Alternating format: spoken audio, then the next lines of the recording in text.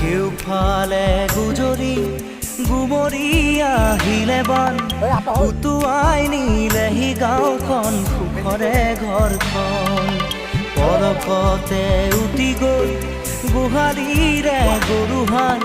পলকত নিয়তিয়ে মোক কৰিলে কঙাল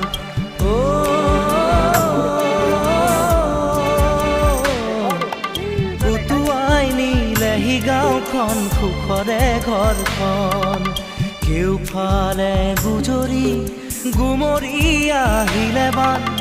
উটুৱাই নিলেহি গাঁওখন সুখৰে ঘৰখন পলকতে উটি গ'ল গোহালিৰে গৰুহাল